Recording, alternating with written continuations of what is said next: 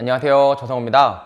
오늘요, 제가 신문 보면은 그런 말도 많이 나오잖아요. 전세가가 오르면 매매가를 밀어 올린다. 또 전세가율이 격차가 벌어지면은 시장의 에너지가 많이 소진된 거다. 또 전세가가 매매가를 막 쫓아가. 그러면은 시장의 에너지가 이제 어느 정도 충만하게 찼으니까 이제 매매가가 도망갈 차례다.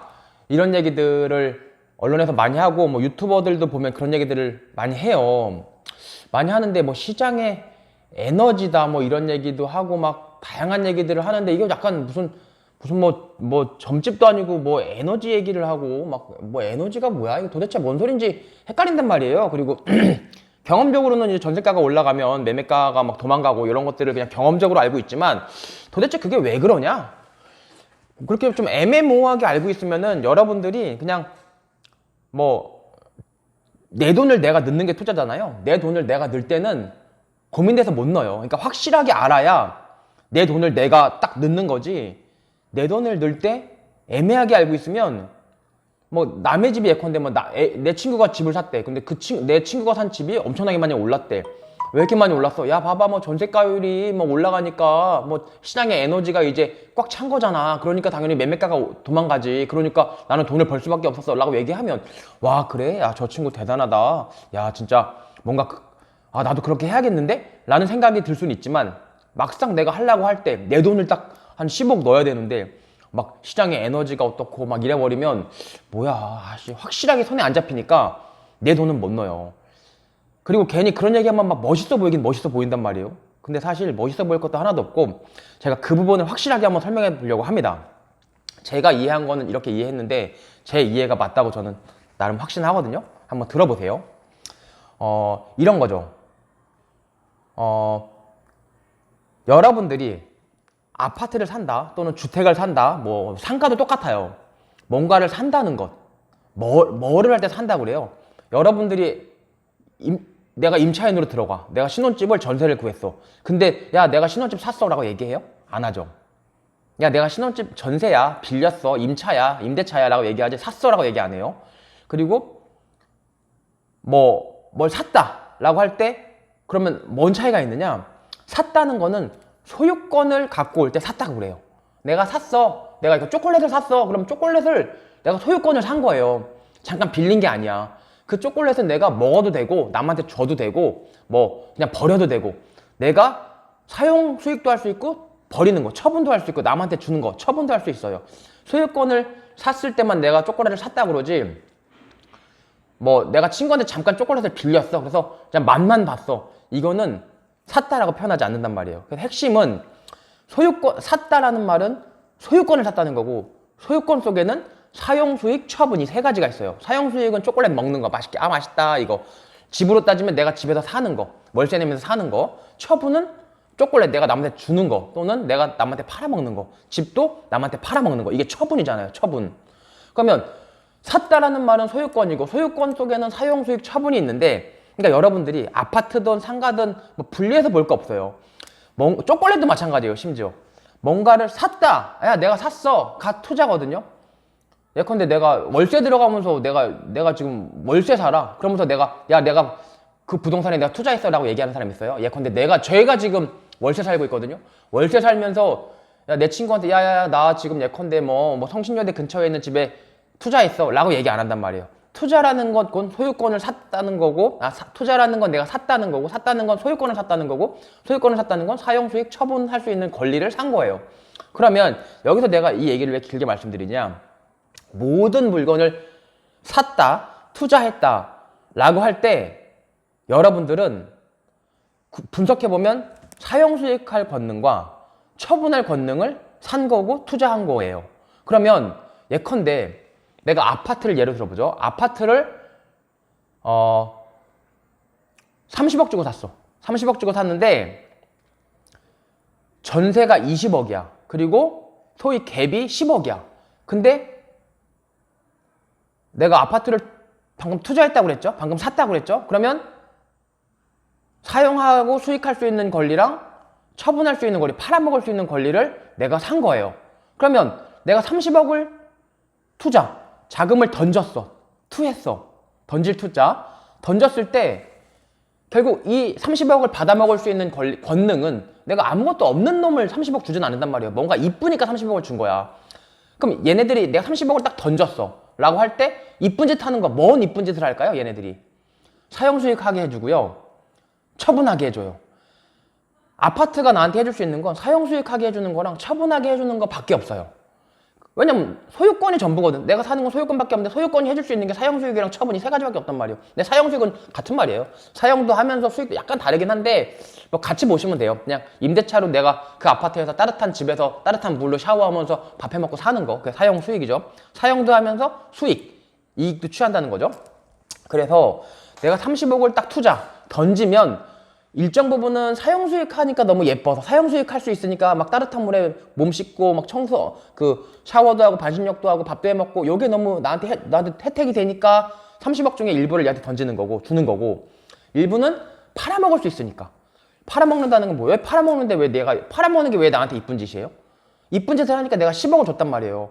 30억짜리 아파트를 내가 투자를 샀는데 20억이 전세란 말이야.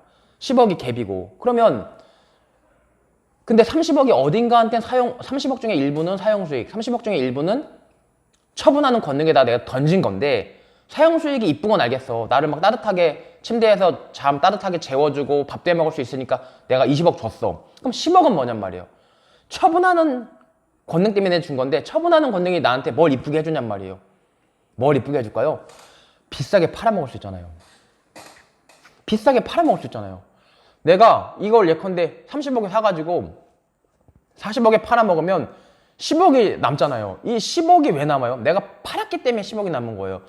팔 수 있는 권리가 처분할 수 있는 권리고, 이 처분 권능에 대해서 내가 10억을 넣은 거예요. 이 갭은 처분하는 권능에 대한 투자, 돈을 던진 거고, 20억은 사형수익할 수 있는 권능에 대해서 돈을 던진 거예요. 그러면 여기서 뭘 알 수 있냐면, 우리나라는 보세요. 예컨대 30억이면 전세가 20억이야. 전세가 20억이면 사실 보통 지금 이자가 뭐 1억에 한 이자가 많이 올라갔고 1억에 한 40만 원 정도로 이제 월세로 전환한단 말이에요. 그러면 20억을 월세로 전환하면 800만 원이에요. 그러면 다시 생각해 보면 내가 갭을 10억을, 그러니까 전세 20억 끼고 30억짜리 집을 사면 갭을 10억만 넣으면 되죠. 근데 예컨대 그게 월세집이야. 보증금 예컨대 편하게 알기 쉽게 하나도 없다고 하고 그냥 1억에 40만 원씩 해서 월세만 800만 원이야. 그러면 나는 뭐야? 30억을 다 줘야지 그 집을 갖고 올 수 있잖아요. 전세가 한 푼도 없으니까. 그러면 30억을 내가 던지면 그 중에 일정 부분은 이 한 달에 800만 원씩 나오는 월세를 보고 던지는 거예요. 왜냐면 800만 원씩이나 나한테 이쁜 짓을 하잖아요. 그러면 내가 800만 원 정도 받으려고 얼마를 던지냔 말이야. 20억을 던지는 거예요. 이 800만 원을 전세로 환산하면 20억인데 내가 전세를 끼고 사면은 20억을 던졌지만 이미 20억 여기 들어있으니까 그냥 10억만 던진 셈이 되는 거고, 이 20억에 대해서는 월세가 그 대신에 하나도 안 나오죠. 근데 이거를 알기 쉽게 그냥 800만 원짜리 월세로 전환해보면 나는 이 800만 원짜리 월세를 받기 위해서 20억을 던지는 거예요. 그러니까는 이 20억에 대한 수익률은 4%인 거죠. 한 4% 정도 되는 거지. 한 달에 40이니까, 한 달에 800이니까, 한 달에 1억당 40이죠. 한 달에 800이니까, 1년이면 거의 1억 되잖아요. 그러니까는 한 5% 정도를 보고 던진 거지. 이 20억에 대해서는요. 그쵸? 근데 나머지 10억. 이 10억은 뭐라고 그랬어요? 사형수익하는 이쁜 짓 때문에 내가 던진 돈은 20억이에요. 800만 원 내가 받으려고. 전세로 바꿔 생각해서 마찬가지예요. 전세도 단지 얘가 20억, 한 달에 800만 원씩 나한테 안 줄 뿐이에요. 안 줄 뿐인데 나는 그 대신에 20억을 원래 이자를 내야 되는데 이자를 안 내잖아요. 한 800만 원 정도 되는 거를. 원래 전세는 그 이율에 따라 20억을 누군가한테 전세금을 맡겨놓고 내가 월세를 하나도 안 내는 이유는 그 20억을 내가 너한테 맡겼으니까, 임대인 너한테 맡겼지, 임대인 너가 그 800만 원 가지고 은행에다가 이자를 받아. 그 이자를 받은 게 내 월세로 쳐. 라고 해서 20억 전세금을 주면은 내가 월세를 하나도 안 내는 거거든요. 결국은 월세를 받고 있는 거예요, 임대인은. 그러니까 800만 원짜리 집 월세가 있는 집이야. 800만 원짜리 월세가 있는 집이면 어쨌든 나는 20억, 이 집을 내가 산다고 하면 20억은 이 800만 원이라는 월세를 나한테 받으니까, 또는 20억이 전세 껴 있어서 내가 30억짜리인데 10억만 내가 갭 투자했어. 그러면 이 20억에 대해서는 나는 원래 이자를 내야 되는데 이자를 안 내니까 한 800만 원 정도가 나한테 들어오는 거랑 마찬가지죠. 결국은 뭐예요? 20억은 사용 수익하는 게 이뻐서, 그 돈이 나오는 게 이뻐서 던지는 거고, 그럼 10억은 비싸게 나한테 비싸게 팔아먹을 수 있게 해주니까 10억을 던지는 건데, 잘 보시면 이 10억 같은 경우 보세요. 내가 비싸게 팔아먹을지 싸게 팔아먹을지 예측이 돼요? 이미 월세가 한 달에 800만 원 나오는 집이야. 내가 그 집을 사면 800만 원 나한테 주죠? 그러면 그건 주거나 사나 보증금도 있을 테니까 800만 원씩 따박따박 들어온단 말이에요. 그러니까 이건 확실해. 확실하니까 20억이라는 큰 돈을 주는 거예요. 야, 800만 원 월세 받을 수 있는 예쁜 짓 하는 집인데 얼마 줄래? 너 나한테 얼마 줄래? 그러면 뭐 나는 10억 줄래? 옆에서. 그럼 나는 15억 줄래? 옆에서. 야, 나는 20억 줄래? 막 이런단 말이야, 사람들이. 15억 주면 예컨대 뭐 수익률이 막 7% 8% 올라가니까 옆에 사람이 야, 나 그럼 20억 줄게. 이래서 형성되는 게 20억이란 말이에요. 확실하게 돈이 나오니까. 근데 내가 비싸게 팔아먹는 처분하는 예쁜 짓. 그거는 나한테 돈을 얘가 떨어질 수도 있잖아요. 그러니까는 10억을 박아도 만약에 떨어지면 나는 10억 받고 손해보는 거야. 그러니까 돈을 박는 사람 입장에서는 함부로 못 박아요. 800만 원 나올 때는 막, 야, 나 10억 줄게. 그럼 옆에 놈이 바로 15억 줄게. 그럼 옆에 놈이 바로 20억 줄게. 그래요. 근데 이 처분하는 권능, 처분하는 예쁜 짓은 확실한 게 없단 말이에요. 확실한 게 없으니까 사람들이 이제 컨센서스가 형성이 되는 거지, 시장에서. 야, 나는 10%는 오를 것 같은데? 아니야. 난 20%는 오를 것 같은데? 아니야. 나는 뭐 5%밖에 안 오를 것 같다. 또는 아니야. 난 떨어질 것 같아. 이런 의견이 이 5천만 명 또는 전 세계 60억 인구가, 우리나라 60억 인구, 뭐 케냐 사는, 아프리카 사는 분들도 우리나라 투자할 수 있으니까 60억 인구의 컨센서스가 형성이 돼가지고 한 10억 정도는 투자하는 예쁜 짓에다가 내가 던지겠다는 거예요. 그러면 10억 정도 하는 예쁜 짓에다가 처분할 수 있는 예쁜 짓에다가 내가 10억 정도 던지겠다는 거는 불확실하기 때문에 20억 던질 때는 800만 원이면 돼. 왜? 800만 원 따박따박 들어오니까. 근데 단순 계산하면 10억 정도 예쁜 짓이면 한 1년에 400만 원만 들어오면 되잖아요. 왜냐면 얘는 20억 해서 800만 원, 20억 넣었고 한 달에 800이야. 그러면 10억 넣으면은 한 달에 400만 받으면은 사람들이 내가 할게요 라고 해야 될 것 같은데 그렇지 않죠? 400만 원, 이 400만 원이 들어올 수도 있고 안 들어올 수도 있는 거예요. 깎일 수도 있고. 그러니까 사람들이 확실하게 들어오는 이 800만 원에 대해서는 20억을 넣지만 이 10억을 넣을 때는 400만 원보다 더 많은 걸 요구해요. 왜? 막말로 망할 수도 있잖아요. 그러니까 막 1000만 원 요구한다고. 1000만 원. 야, 나 10억 넣지만 1000만 원은 줘야 돼. 막말로 만약에 안 줘가지고 깎이면 내 손해인데, 그러면 어떤 바보가 20억 넣고 20억 넣고 800만 원 따박따박 들어오는 데다 투자하지, 10억 넣고 400만 원을 받을 수도 있고 안 받을 수 있는데 누가 투자하냐? 야, 1000만 원 내놔 라고 한단 말이죠. 그래서 이 10억에 대해서는 1000만 원 정도의 사람들이 수익률을 원해요. 무슨 말씀인지 아시겠죠? 그래서 이 10억은 뭐예요? 팔았을 때, 그러니까 이 10억이 크다는 건 뭐예요?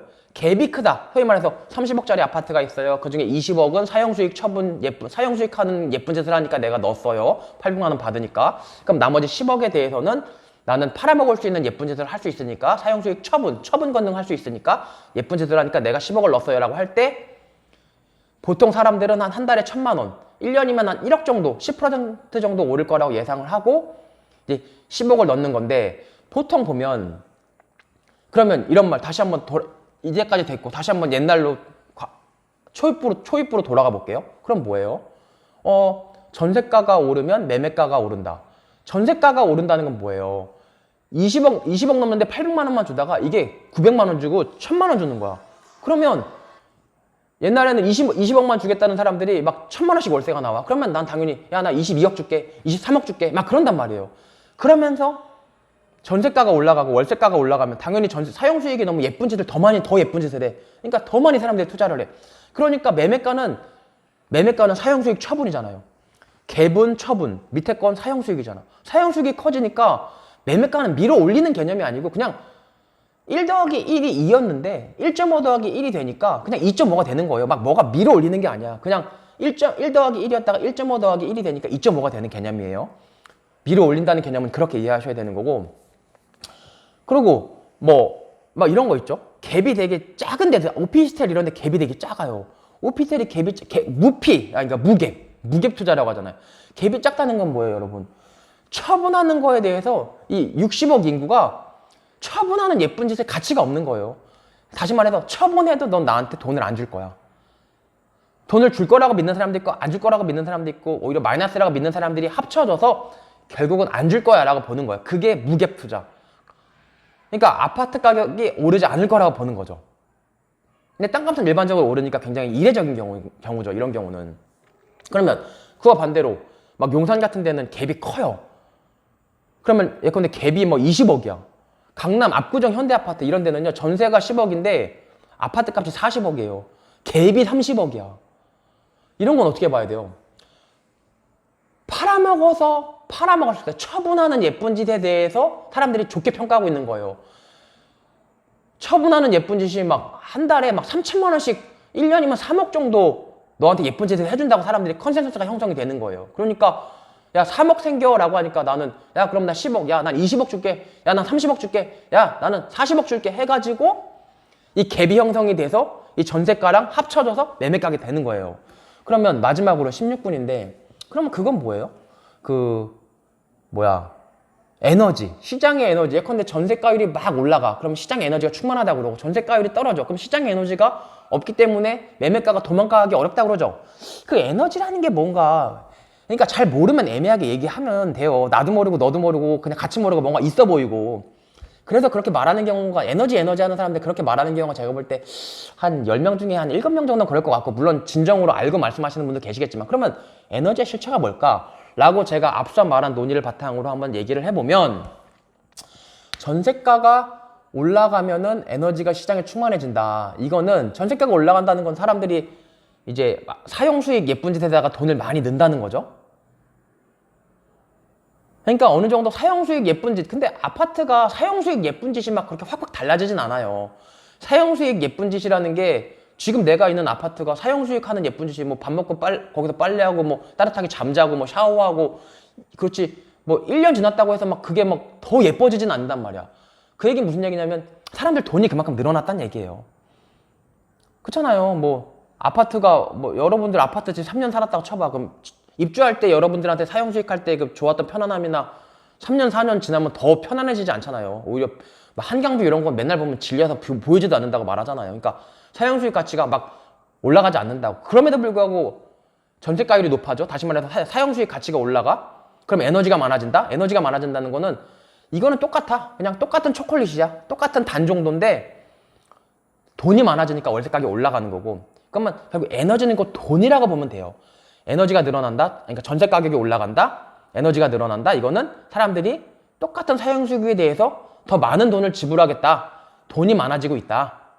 그러면 왜 매매가가 도망가느냐? 이 전세 가격 자체가 올라가니까 1 더하기 1에서 또는 20억 더하기 10억 해서 30억에서 25억이 되고 10억이 되니까 35억이 되기 때문에 당연히 아파트 값이 전체 매매가는 올라가는 것도 있고, 또 이 갭 자체가 또 올라가는 이유는 사람들이 이제 돈이 많아지니까 이 돈이 많아지면 어쨌든 사람들이 처분할 때, 다시 말해 내가 살 때, 그때 여러분들한테 지불할 돈도 더 많아지기 때문에 이 20억, 10억에서 이 20억이 25억 되는 것도 있지만 이 갭 10억도 더 늘어나서 전체적인 매매가가 올라간다. 다시 말해서 20억, 10억이 25억, 15억이 돼서 40억이 된다 라고 이해하시면 되고, 결국 에너지는 돈을 얘기하는 것 같다라는 게 제 생각이에요.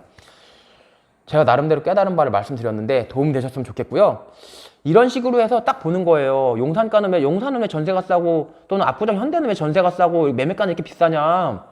아, 처분하는 예쁜 짓에 대해서 사람들이 돈을 많이 던지는구나.